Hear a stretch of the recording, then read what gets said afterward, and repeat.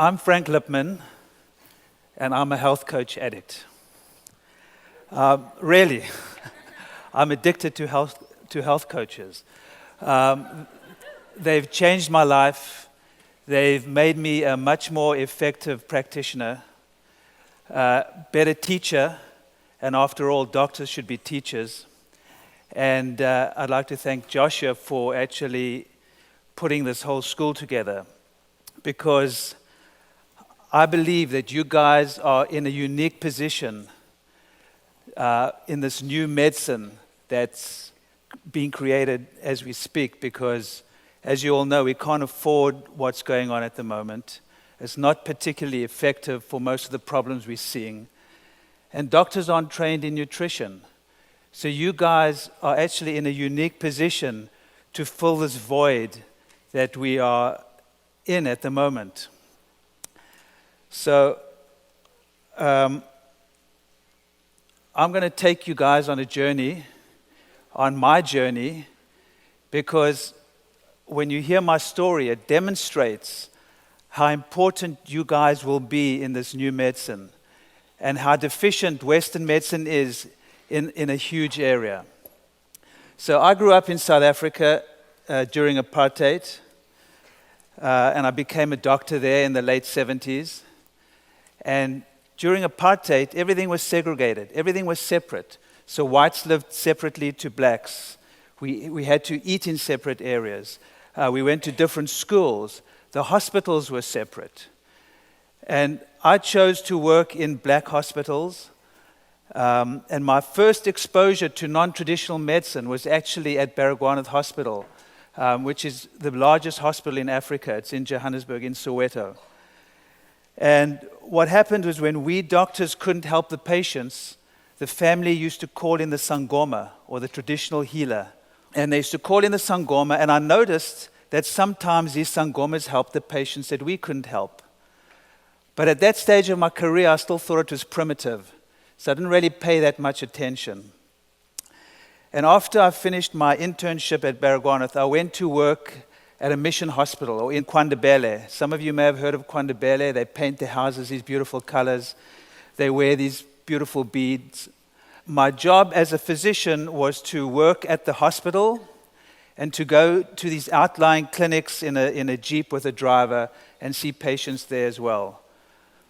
So at the hospital, we were seeing really sick people who had asthma. We had to put chest tubes in. We had to do cesarean sections. We had to do appendectomies. We had to do the type of medicine I was trained in. It was acute care medicine, crisis care medicine.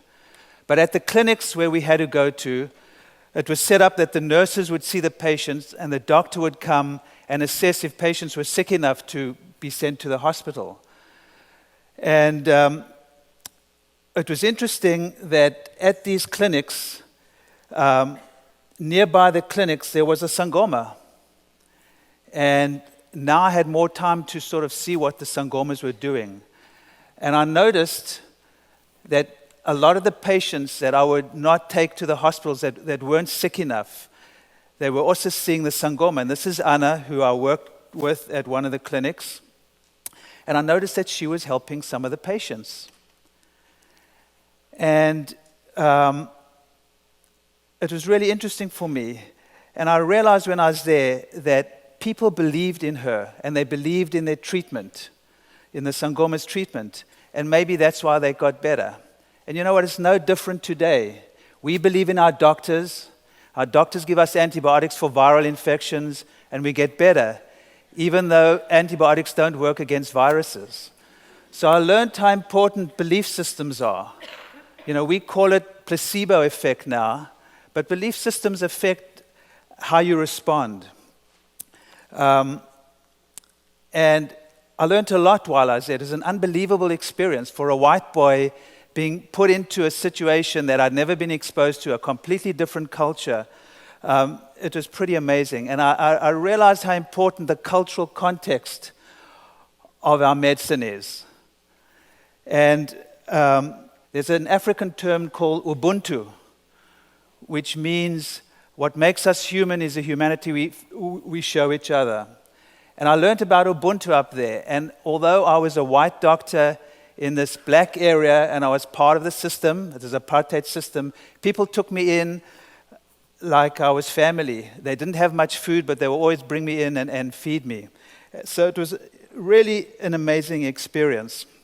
And I realized how important the relationship between doctor and patient, Sangoma and patient, was.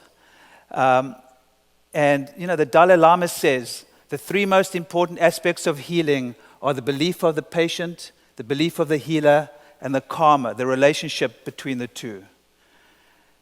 And that's really important. Even to this day, I do a lot of acupuncture. I can often usually tell before I put the needles in, who's going to get better. And, if we open to look for it, most cultures have traditional medicines. After all, most of our drugs come from traditional medicines. After I worked there for about 18 months, and then I went back into Johannesburg to work in a private practice.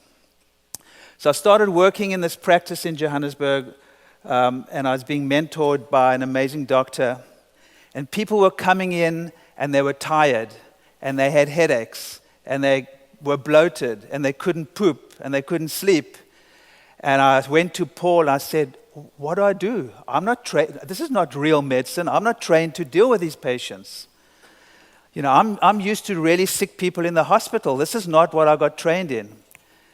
And Paul said to me, one of the pearls that I've carried with me all this time, he said to me, your job is to see if they're sick enough to go to the hospital, or if you really think that you're worried about them, you send them to a specialist.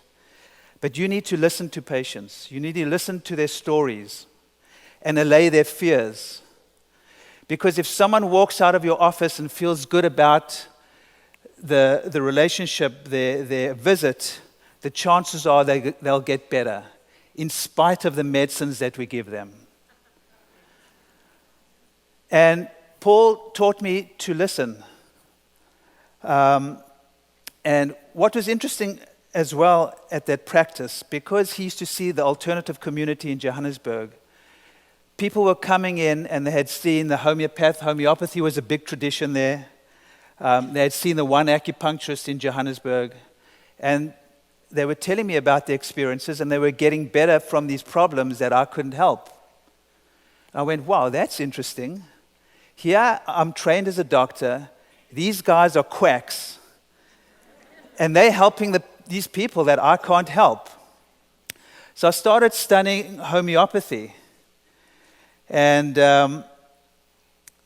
about a year or two, about 18 months after that, my wife and I decided we didn't want to live under apartheid anymore, so we're going to come to the United States. So when I left, Paul gave me a goodbye present, and it was the Barefoot Doctor's Manual. Does everyone know what the Barefoot Doctor's Manual is?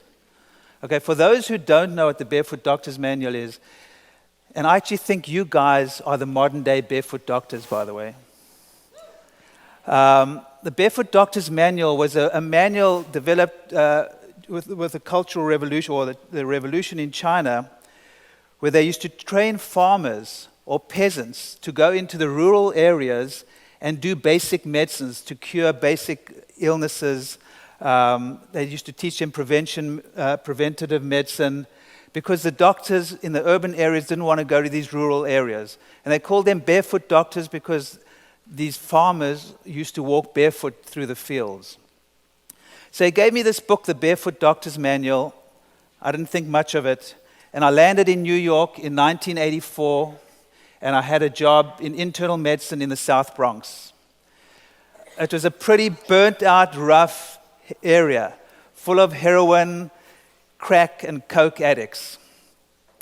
And these were the patients we were seeing in the wards. And after a couple of weeks of my residency, I was extremely disillusioned with Western medicine. And I said to my wife, I don't want to be a doctor here. I don't know what I'm going to do. And that's because the medicine in South Africa was very different. In America, the medicine is very procedural.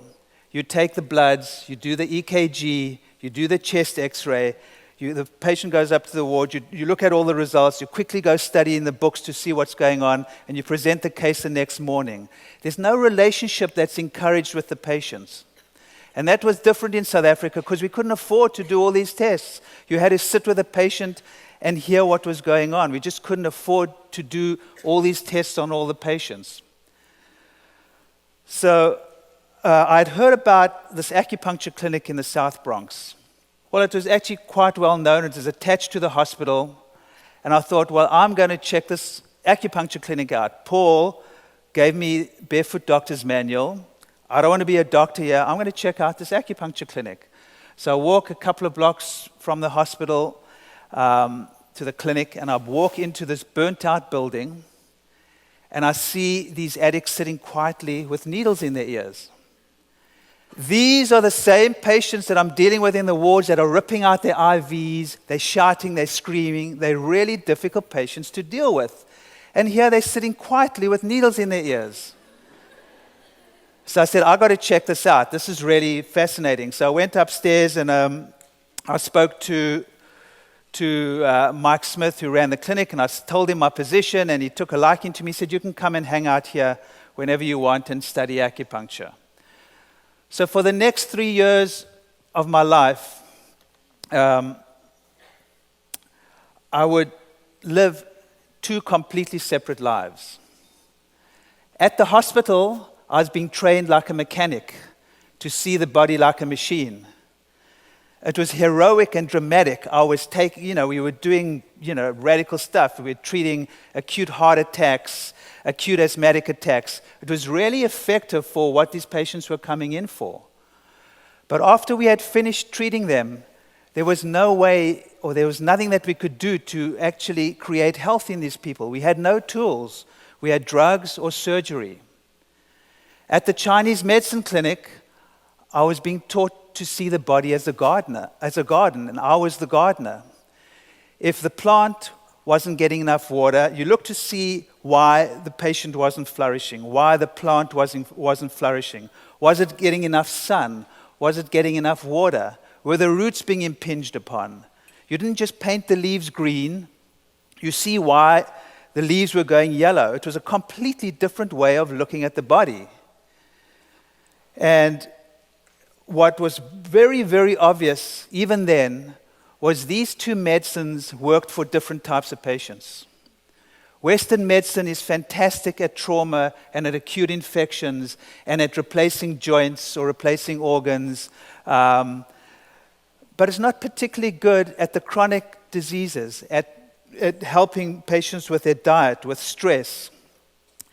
So it was pretty obvious for me to see that Chinese medicine was really good at these things and actually weak at the things that Western medicine was good at. And Western medicine was wonderful at crisis care, but pretty useless at what Chinese medicine was good at. So I knew then what I was going to do. I was going to somehow mix these 2 medicines together. This was in the mid-'80s. But I didn't really know how. So after I finished my residency, I got a job in a clinic on the Lower East Side, and they wanted me to start acupuncture and start doing alternatives. They actually had a nutritionist there. So I went to work there, and the nutritionist, Susan Luck, who was one of my first nutrition mentors, told me about a guy, Jeff Bland. Has anyone ever, if you haven't heard of Jeff Bland, yeah, he is the most significant person who's changing the healthcare system at the moment. Now, Jeff Bland, who's probably best known as the father of functional medicine, I went to hear Jeff speak, and it was like a religious experience because he was articulating exactly what I was feeling. But he was mixing the Western and Eastern concepts together. He had taken the biochemistry and physiology of Western medicine and combined it with a holistic perspective of Chinese medicine, of creating balance, of improving function. And then, the genius that he is, had overlaid that with the latest scientific research on how our genes, environment, and lifestyle all interact with each other. So, Jeff just blew me away. And I knew I had found a home, and I knew all the struggles I was having to put all of this together, someone had actually done it for me. So I started practicing functional medicine. And this is my functional medicine tree. And this explains functional medicine really well, or explains medicine really well. In Western medicine, we treat the leaves. We have a disease model. We like naming diseases. So we call it cancer. We call it heart disease. We call it osteoporosis. We give it a name.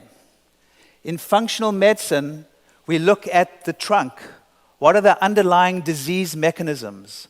What are the underlying dysfunctions that are causing these diseases? And ultimately, we want to look at the root causes. And one of the commonest underlying disease mechanism or dysfunction is inflammation. And that's now almost universally accepted as a common mechanism of many, many diseases. In Western medicine, we may call it heart disease, or asthma, or Alzheimer's, or even cancer. Many cancers are actually inflammatory diseases. And what happens in Western medicine is we play whack-a-mole. So the disease pops up somewhere, and we whack it with a drug, only for it to pop up somewhere else, and then we whack it with another drug. And because we're not treating the underlying disease mechanism, people get sicker and sicker. And to make it worse, we actually give them different drugs for different conditions. So they get side effects from the drugs, and then we give them a different drug to treat those side effects. So we see patients slowly going downhill on multiple drugs, and it's a problem. And what I really want to get through to you today is one of the key underlying disease mechanisms is actually digestive dysfunction. So digestion is a really key dysfunction. And why is that? Because 70% of your immune system is in your digestion, in your digestive system. Your digestion is also called your second brain. All the chemicals made in your brain are made in digestion, in your digestive tract too. Inflammation, probably one of the commonest triggers for inflammation is an imbalanced digestion. Your digestive tract, think of this. This always fascinates me. Your digestive tract is one of the most important areas where you come in contact with the external world. You know, you have your skin and you think about that, but your digestive tract is really the skin of your internal system. And it's an extremely thin layer. It's often 1 cell thick. So when that gets damaged, you are exposed to the external world. And we all know what a screwed up external world we have. And lastly, your digestive system holds more bacteria in it than you have cells in your body. You have 10 times more bacteria in your digestive system than you have cells in your body. You have a whole organ system down there. So we're talking about a huge organ system that's actually completely ignored. Not completely, but almost completely ignored in Western medicine. And digestive dysfunction can present in many different ways. It can present as arthritis, autism, autoimmune diseases, anxiety, and that's just the A's.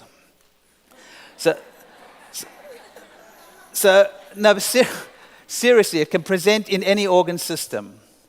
And what I do in my practice, and I have some of my health coaches here, where I start is the digestive system most of the time.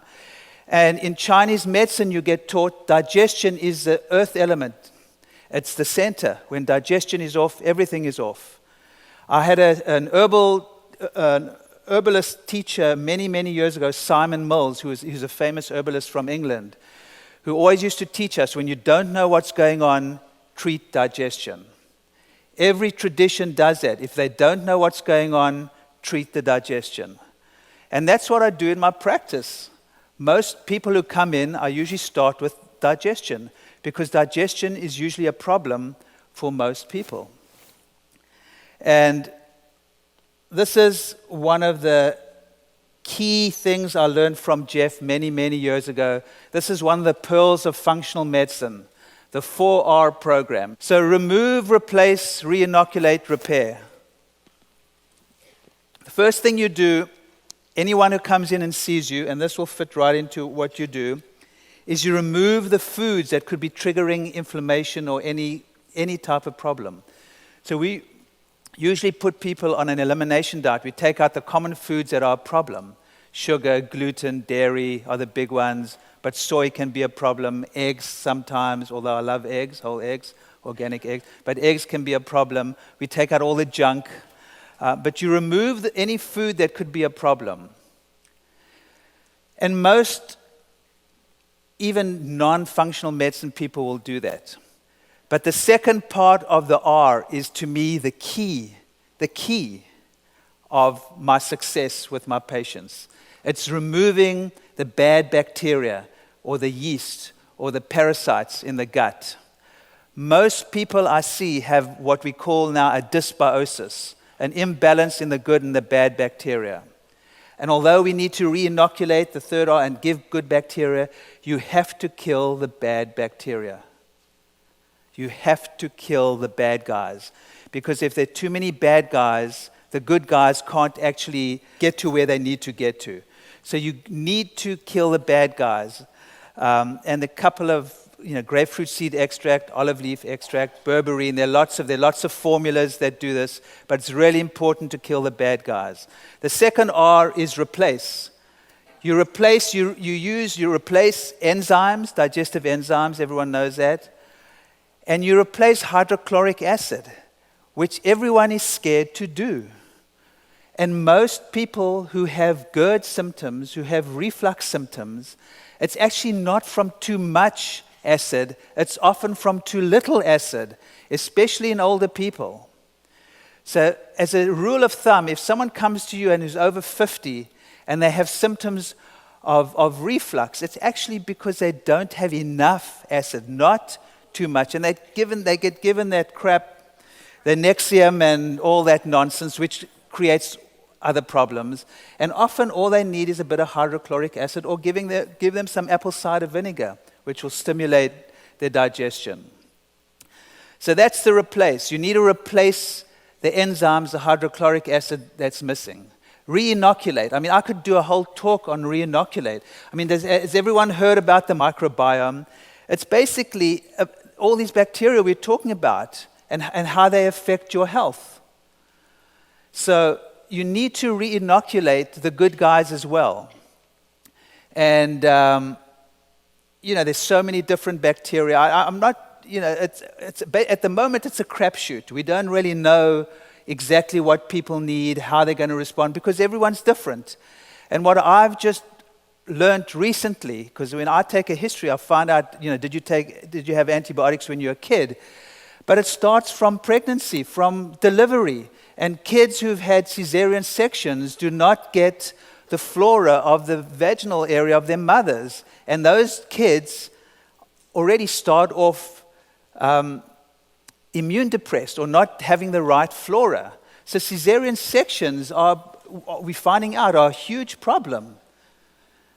Breastfeeding, you'll get the right flora. And all these bad things that we've thought were good in Western medicine, we're finding out more and more are actually creating harm that we're suffering with in our adulthood. The poor kid gets a cesarean section because the doctor doesn't want to deliver it at midnight or whatever, and the kid's going to suffer possibly for the rest of his life. It's actually criminal, but that's another story.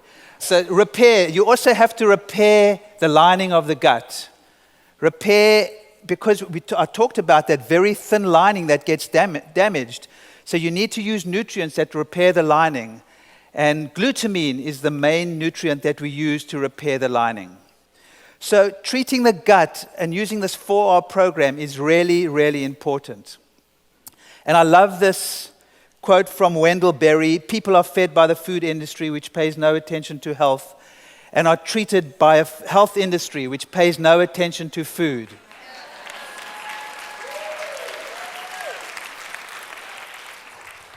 And this, guys, is where you fit in.